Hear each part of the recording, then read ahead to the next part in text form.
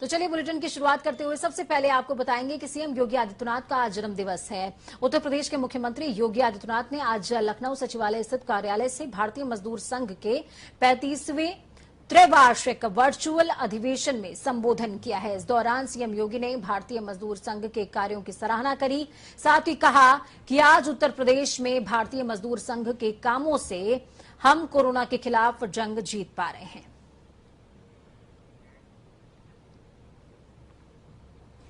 और आज मैं आपको बताते हुए मुझे प्रसन्नता है कि जिस प्रदेश में पीपीई किट नहीं थे, N95 मास्क नहीं थे, सैनिटाइजर नहीं था, इसी उत्तर प्रदेश ने अपने बंधुओं की मदद से 27 राज्यों को सैनिटाइजर यहां से भेजने का कार्य किया था। यह उत्तर प्रदेश के अंदर श्रमिक संगठनों और खासतौर पर भारतीय मजदूर संघ के परिश्रम का परिणाम था। तो वही उत्तर प्रदेश सरकार ने कोरोना संक्रमण के दौरान अपने माता पिता को खोने वाले बच्चों के लिए एक जरूरी निर्देश जारी किया, जिसमें मुख्यमंत्री बाल सेवा योजना के तहत बच्चों के संरक्षकों को 4,000 रुपए प्रति माह देने के निर्देश दिए गए हैं। इसके अलावा 18 साल से ऊपर के अनाथ हुए बच्चों के पठन पाठन की व्यवस्था करने के साथ ये तमाम निर्देश दिए गए। साथ ही मुख्यमंत्री अभ्युदय योजना के तहत ऐसे सभी बच्चों को लैपटॉप और टैबलेट भी दिया जाएगा।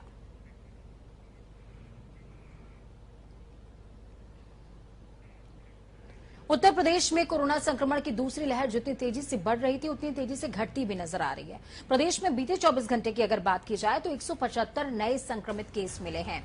इस दौरान 136 लोगों की मौत भी हुई। शुक्रवार को 3,646 लोग संक्रमण से ठीक हुए हैं, कोरोना को मात दी है, घर लौटे हैं। अब राज्य में कोरोना के 22,877 सक्रिय मामले।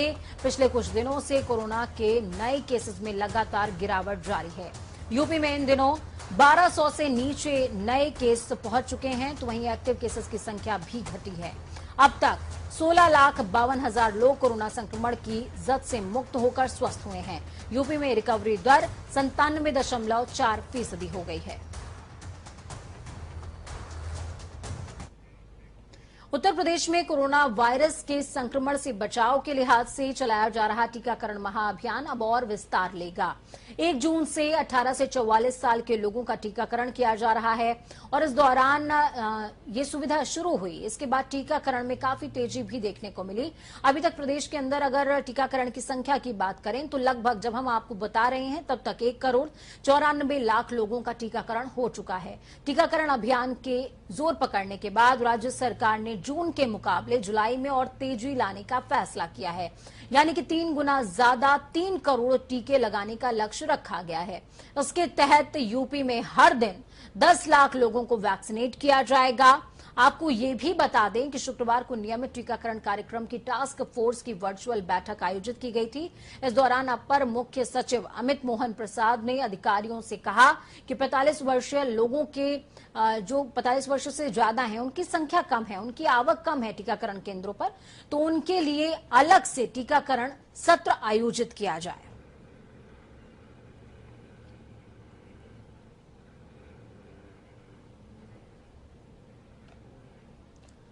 उत्तर प्रदेश में कर्फ्यू को हटाए अभी 1 हफ्ता भी नहीं बीता है, लेकिन एक बार फिर से लोगों की लापरवाही चरम सीमा पर पहुंच गई है। लापरवाही की एक ऐसी तस्वीर सामने आई कानपुर देहात से। यहां पर कुछ लड़के नेशनल हाईवे पर बर्थडे पार्टी कर रहे हैं। इस वीडियो में साफ तौर पर देखा जा सकता है कि पार्टी में शामिल होने के लिए गाड़ियों के काफिलों के साथ लड़के पहुंचे। सब एक दूसरे में रुंधे हुए, ना किसी ने मास्क लगा रखा है, ना कोरोना का कोई डर है।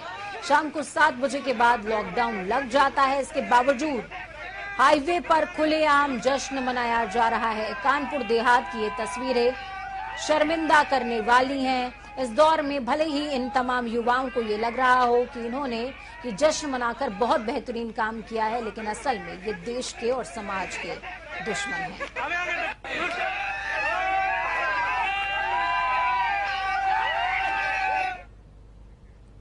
उत्तर प्रदेश में नदियों में शवों के मिलने से लेकर उनके अंतिम संस्कार को लेकर विपक्ष लगातार सवाल उठाता रहा।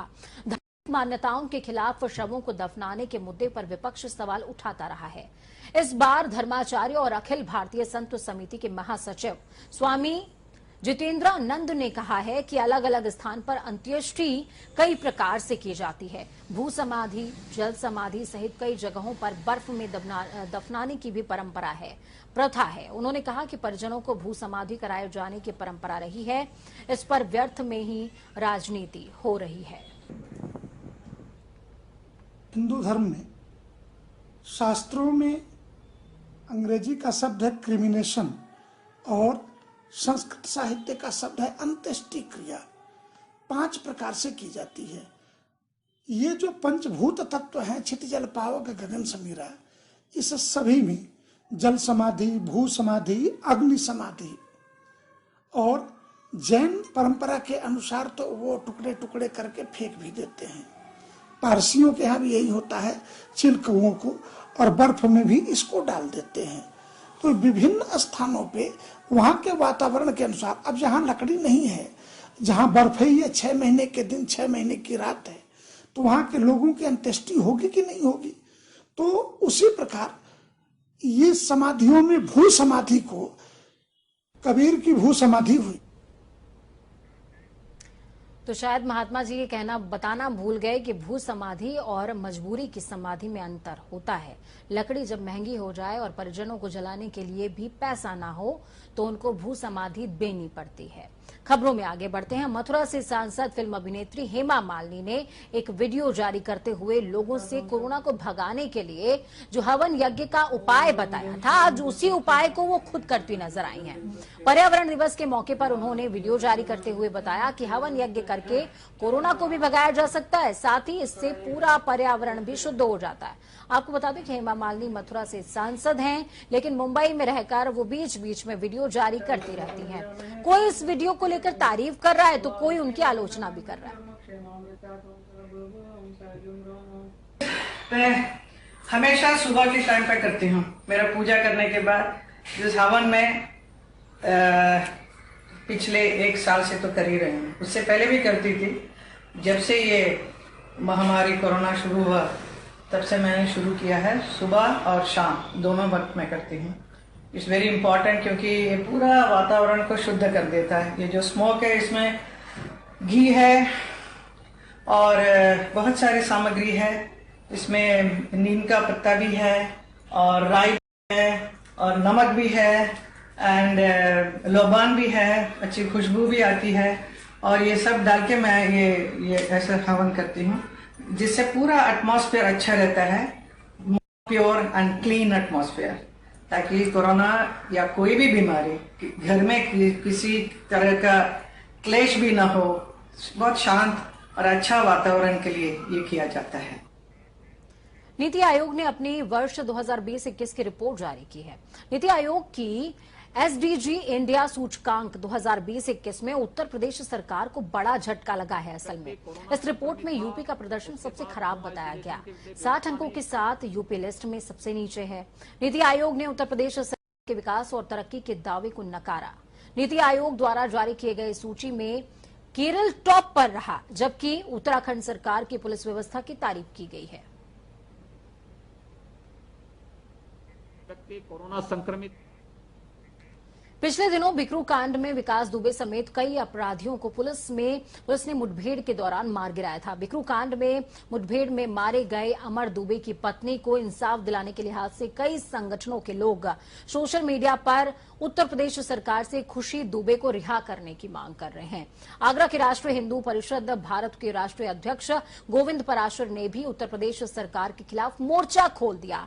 गोविंद पराशर ने सोशल मीडिया पर एक वीडियो वायरल करते हुए उत्तर प्रदेश सरकार से खुशी दुबे को सीबीआई जांच कराने की, उनके केस की सीबीआई जांच की भी बात कही है और साथ में उनको रिहा करने की बात भी कही है।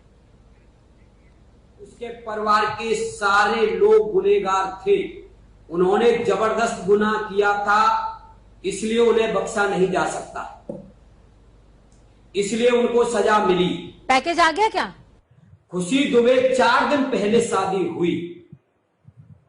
अगर इतनी बड़ी मुजरिम थी तो उस पर पहले कितने मुकदमे थे, वो कई बार जेल जा चुकी। इस सारी जानकारी हम अपने बड़े चेहरा ब्राह्मण समाज के दिनेश शर्मा जी ब्रजेश पाठक जी श्रीकांत शर्मा जी से लेना चाहते हैं। अगर हकीकत में ही गुनहगार है तो खुशी दुबे को फांसी पर चढ़ा देना चाहिए। तो वहीं भारतीय किसान यूनियन ने आज देश भर में जिला अधिकारी के कार्यालयों का घेराव किया। उसके साथ ही किसानों ने कृषि बिल के विरोध में ज्ञापन भी सौंपा है। गाजियाबाद में तो किसानों ने जमकर नारेबाजी करी, तो वहीं प्रदर्शन को देखते हुए दिल्ली बॉर्डर पर सुरक्षा व्यवस्था बढ़ा दी गई। 4 जगहों की तस्वीरें आपको दिखा रहे हैं। सूबे में भी अलग अलग जगहों पर किसान आंदोलन और किसान विरोध प्रदर्शन का असर देखने को मिला। मथुरा, आगरा, गाजियाबाद, बुलंदशहर की तस्वीरें आप देख रहे हैं। किसान कृषि बिल की प्रतियां फाड़ते हुए नजर आए, जलाते हुए नजर आए। इस दौरान उन्होंने जिला अधिकारी का जो ऑफिस रहा, दफ्तर रहा, उसका घेराव किया है, साथ में ज्ञापन भी सौंपा है।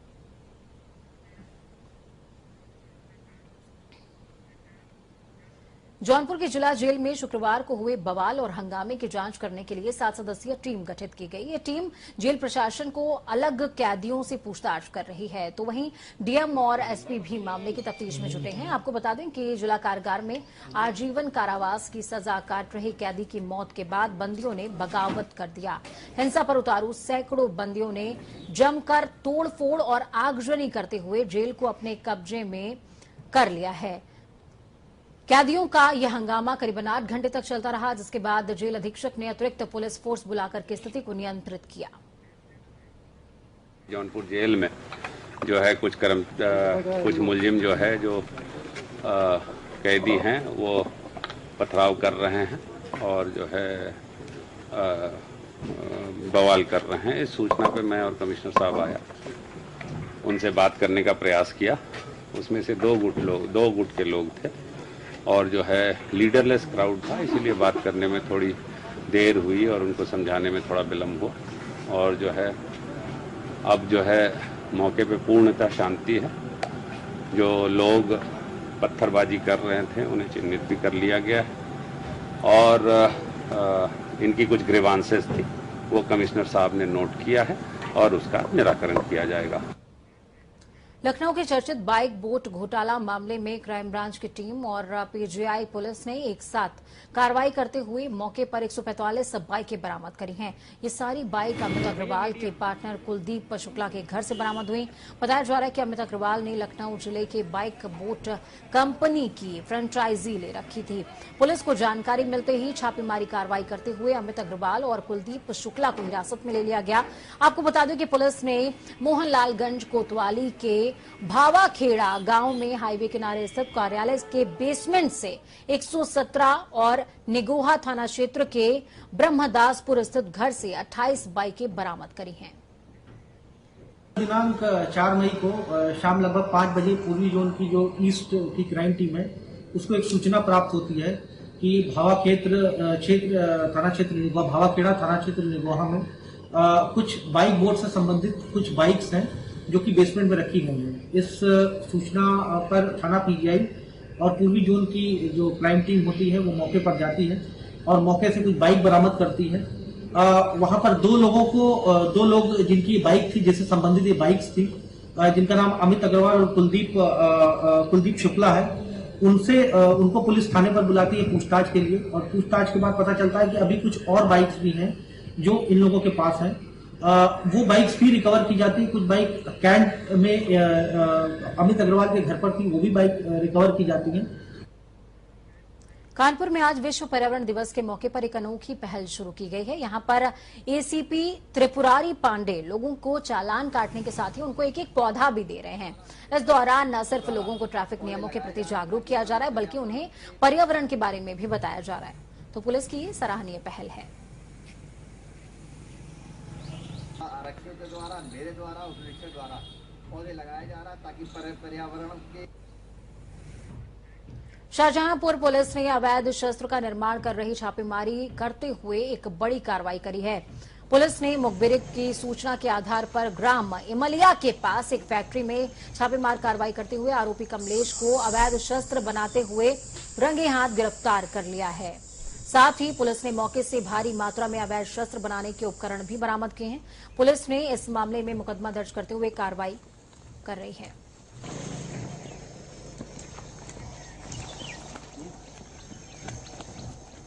तो शाहजहांपुर पुलिस को बड़ी कामयाबी हाथ लगी है।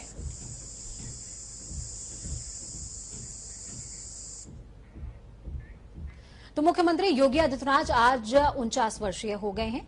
योगी आदित्यनाथ का जन्म 5 जून 1972 को उत्तराखंड के पौड़ी गढ़वाल जिले के पंचूर गांव में हुआ था। लेकिन कैसे अजय योगी हुआ और एक योगी सूबे का आदित्य हो गया, ये यात्रा बहुत सुखद है और बहुत दिलचस्प भी। आपको ये रिपोर्ट देखनी चाहिए, देखिए। आदित्यनाथ योगी, ईश्वर की शपथ लेता हूं कि किसने सोचा था मात्र 22 साल की उम्र में योगी हो जाने वाला गेरुआधारी सबसे छोटी उम्र का सांसद और फिर एक सूबे का मुखिया हो जाएगा। उत्तर प्रदेश के मुख्यमंत्री योगी आदित्यनाथ आज 49 वर्ष के हो गए हैं। नाथ संप्रदाय के अगुआ गोरक्षपीठ के महंत योगी आदित्यनाथ लगातार 5 बार सांसद भी रह चुके हैं। योगी से यूपी की सत्ता के शीर्ष पर पहुंचने वाले योगी आदित्यनाथ का नाम अजय सिंह बिष्ट था, लेकिन नाथ संप्रदाय की ओर से दीक्षा लेने के बाद उन्होंने अपना नाम तब्दील कर लिया। मुख्यमंत्री योगी आदित्यनाथ का जन्म 5 जून 1972 को उत्तराखंड के पौड़ी गढ़वाल जिले के पंचूर गांव में हुआ था। इनके पिता का नाम आनंद सिंह बिष्ट और माता का नाम सावित्री देवी है। योगी कुल 7 भाई बहन हैं, जिनमें से वो खुद अपने माता पिता की 5वीं संतान है। मात्र 22 साल की उम्र में वो योगी बन गए। गेरुआ धारण करने वाले योगी असल में गणित के मास्टर हैं। गढ़वाल विश्वविद्यालय से गणित से बीएससी करने वाले योगी आदित्यनाथ साल 1983 में गणित में एमएससी की पढ़ाई के दौरान गोरखपुर पहुंचे। 15 फरवरी 1994 को गोरखनाथ मंदिर के महंत अवैधनाथ से दीक्षा लेकर घर को छोड़ दिया और बन गए योगी। और यहीं से शुरू हुआ योगी आदित्यनाथ के जीवन का अगला अध्याय। साल 1998 में महंत अवैधनाथ ने योगी आदित्यनाथ को अपना उत्तराधिकारी घोषित कर दिया, लेकिन योगी को तो अभी और तपना था ताकि वो सूबे के आदित्य हो सके। जीवन ने पलटी मारी और योगी आदित्यनाथ को लोकसभा प्रत्याशी भी घोषित कर दिया गया, जिसके बाद हुए चुनाव में महज 26 साल की उम्र में जीत हासिल करके योगी आदित्यनाथ संसद भवन पहुंचे।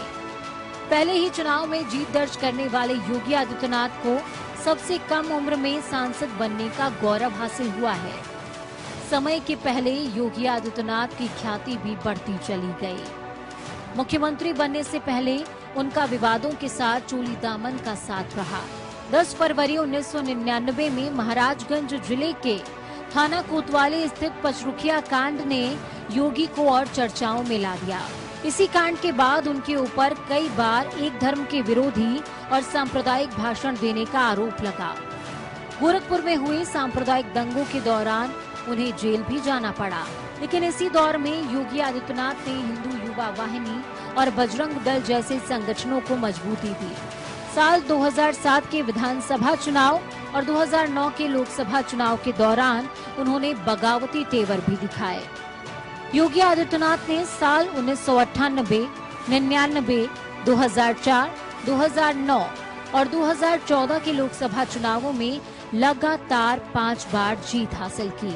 साल 2017 के उत्तर प्रदेश विधानसभा चुनावों में बीजेपी को मिली जीत के बाद उन्हें मुख्यमंत्री चुना गया और 19 मार्च 2017 को उत्तर प्रदेश के मुख्यमंत्री पद की योगी आदित्यनाथ ने शपथ ली।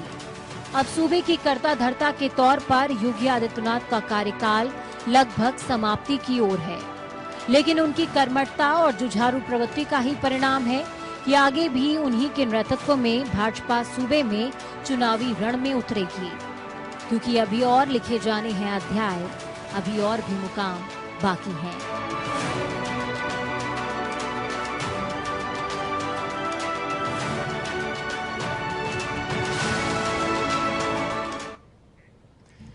तो जिंदगी का सफर कितना खुशनुमा होता है और कैसे उतार चढ़ाव किसी मानव की जिंदगी में आते हैं, इसका सटीक उदाहरण योगी आदित्यनाथ हैं। और उनकी कर्मठता, उनका जुझारूपन, खुद जो है बीमार होते हुए भी काम करना और उसके बाद सूबे की जनता के लिए चिंतित रहना, यही उनका व्यक्तित्व है। वक्त छोटे से ब्रेक का, ब्रेक के उस पार खबरों का सफर लगातार जारी। बने रहिए जनता टीवी के साथ, क्योंकि हमें आपकी ताकत, अपना और अपनों का बहुत ज्यादा ख्याल रखिए।